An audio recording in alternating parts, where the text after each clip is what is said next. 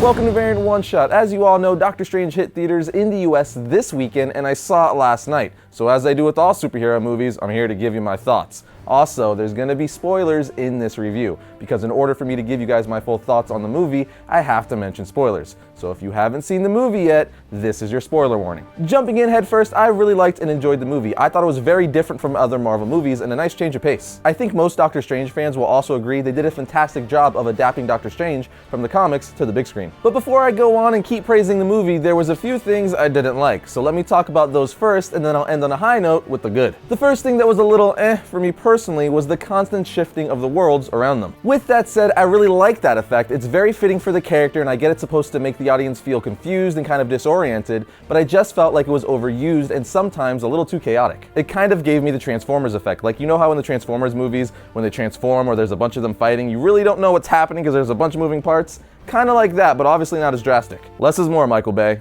Sometimes less is more. Also, big spoiler, even though I already gave a spoiler warning, but the design of Dormammu I felt was kinda weak. He's revealed during the big boss fight at the end of the movie. Given they only show his face, but it's still like this moving purplish cloud matter thing, when in the comics he's this BA flamed head demon looking guy. Maybe in future movies when they reveal him fully, he'll look a lot better, but as of now, I wasn't too impressed with his look. And my last gripe, which is kind of nitpicking, is how Christine, played by Rachel McAdams, accepted that Doctor Strange had powers all of a sudden. Like, her introduction to him having powers was when he does his astral projection, which is when his soul leaves his body. But she was all like, yeah, that's weird, but no big deal. It's the same thing when she sees his cape of levitation just floating there, or when he's transporting through his teleportation holes. It just seemed like she accepted it all a little too quick without being weirded out much, when I know any normal person would be like, what the fuck? But that's enough talking about the bad, because this movie had way more good than bad. First of all, the movie looked amazing. I know I said moments ago that I think they overused the whole warping of worlds, which I still think they did, but at the same time, it's very unique and different from any other Marvel movie. Speaking of different, that's one thing you're probably going to be hearing from every review of this movie, how different it is. Every Marvel movie's tone and style is different to fit the character they're telling a story about for that particular movie, and it's brilliant. That's what makes comic book characters great. They all have different backstories, powers, and tones, so their stories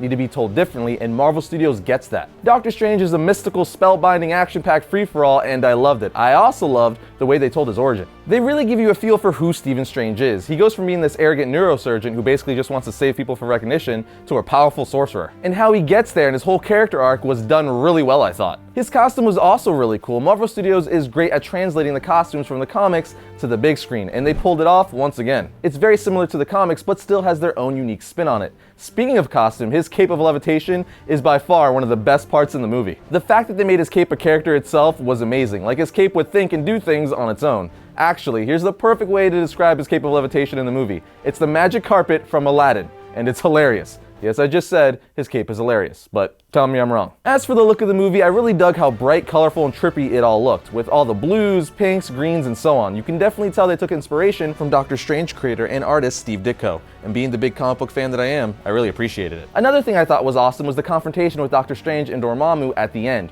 when Doctor Strange puts him and Dormammu in a constant time loop, saying the only way I'm going to break this is if we make a bargain and you leave the Earth alone. That was pulled directly from Stan Lee and Steve Ditko's Doctor Strange run, when Doctor Strange meets Dormammu for the first time. Now, it doesn't go down exactly like that in the comics, but they definitely pulled the aspect of Doctor Strange forcing Dormammu to come to a deal. Also, the part where Doctor Strange's astral projection is out while Christine is operating on his body is very reminiscent from a panel in the fan-loved Doctor Strange story, The Oath. As for the cast, I thought everyone was great. Benedict Cumberbatch was an awesome Doctor Strange, which isn't surprising as he's pretty much good in everything he's in. And I really can't wait to see where Chiwetel Ejiofor's character Baron Mordo goes in the future, because he's one of the main villains for Doctor Strange in the comics. And we see the beginning of his evil side come out when he steals magic from a guy in the second end credit scene, saying he's going after all sorcerers. Speaking of the end credit scene, in the first one, yes there's two, so stay till the very end of the movie, we see Doctor Strange in full costume, even wearing his iconic yellow gloves, which I didn't think they would ever do, but man am I glad they did, even if it's just for this one scene. Anyway, it's a funny scene where Doctor Strange is talking with Thor. That's right, Thor, where Thor's saying him and Loki are on Earth looking for their father Odin. Strange asks, once you find your father, you'll return to Asgard? Thor says yes, so Strange says, allow me to help you. Which is a huge deal, because that could mean that Doctor Strange is gonna be in Thor Ragnarok. So if that's true, the movie's gonna have Thor, Loki, Hulk, and Doctor Strange amongst other characters. It would be like a mini Avengers movie, and that would be amazing. I love how since Marvel Studios has such an established and well put together cinematic universe that they can now just throw characters in other movies whenever they feel like it. They can literally just have guest appearances from characters like the comics, and that's brilliant. Anyway, I can keep going on and on about all the things I liked about this movie, and I'm sure I even forgot to mention several cool parts, but I think I've rambled long enough. So in summary, the movie has action, comedy, heart, good storytelling, and visual effects. What else could you ask for in a superhero blockbuster movie? I give Doctor Strange a solid 8 out of 10. You definitely need to see this movie.